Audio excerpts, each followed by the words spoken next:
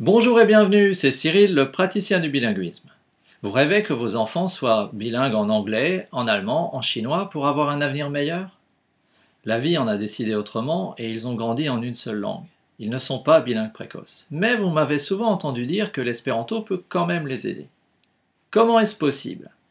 Des scientifiques l'ont montré, si vous introduisez 160 heures d'espéranto dans la vie de l'enfant, quand il a entre 8 et 10 ans, alors il apprendra l'allemand, l'anglais, de manière accélérée par la suite.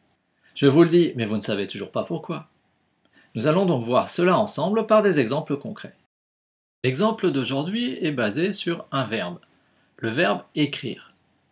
Le verbe écrire en français ressemble beaucoup à skribi. Donc on retrouve la même chose que dans écrire, et la fin est légèrement différente.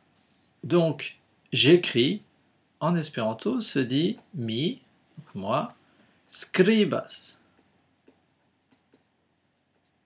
Mi skribas, puisque au présent, toutes les personnes et tous les verbes finissent en as. Donc le verbe à l'infinitif finit en i, et conjugué, c'est très facile, à chaque fois as. Mi skribas. Vi skribas, shi skribas, li skribas, etc., etc. Lorsque l'enfant apprend ce mot, il va le mettre en œuvre et mémoriser que skribi est rattaché à cette notion d'écrire. Ce qui va lui permettre par la suite d'associer naturellement le mot schreiben. Schreib aura déjà un sens qui va être proche de skribi. Donc, le fait de connaître skribi, qui est suffisamment proche pour être facilement retenu de écrire, mais suffisamment loin pour nécessiter de se distancier de sa langue maternelle, va donc faire penser un enfant en deux langues, à la fois pour écrire et pour skribi, ce qui va lui permettre donc de prendre de la distance et d'avoir cette souplesse cognitive pour se rendre compte que schreiben, bon, si je cherche, de quoi est-ce que ça peut être proche? Ah, ça peut être proche de skribi.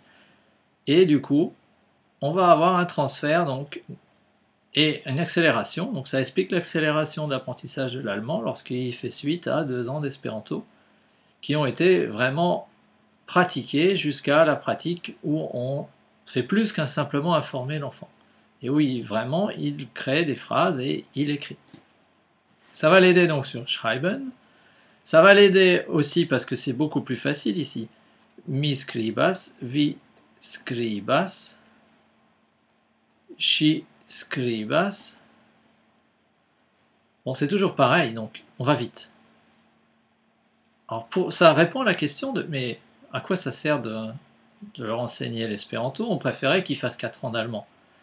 On vous dit que scientifiquement, il a été prouvé qu'en faisant 2 ans d'espéranto puis 2 ans d'allemand, le niveau atteint à la fin de ces 2 ans d'allemand est supérieur à ceux des enfants qui ont fait 4 ans d'allemand.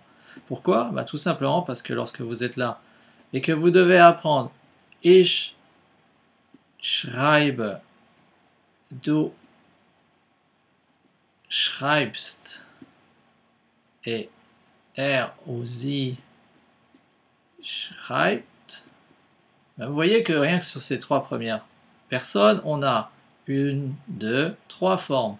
Et là, on a une seule forme. Et c'est vrai si je répétais tous les mots, tous les verbes.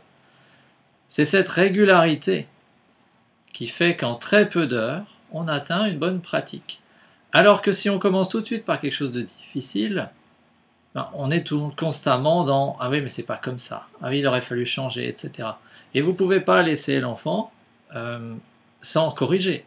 Même si vous le faites intelligemment et que vous favorisez la pratique, à chaque fois qu'il y a des erreurs, on est obligé de redire quelque chose. Ce qui veut dire que le décryptage de la façon dont ça fonctionne est beaucoup plus rapide quand c'est simple.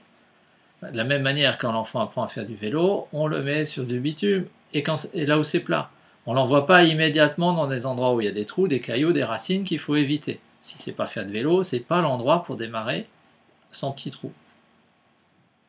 Donc ça va l'aider à comprendre et accélérer l'apprentissage de l'allemand, mais ça peut également lui servir lorsqu'il va rencontrer le mot escribir en espagnol, alors vous voyez, moi j'écris très mal, et je maîtrise moins bien l'espagnol, donc je ne vais pas conjuguer ici un verbe que j'ai oublié, mais le transfert va se faire sur toutes ces formes-là, donc à la fois sur l'espagnol, sur l'allemand.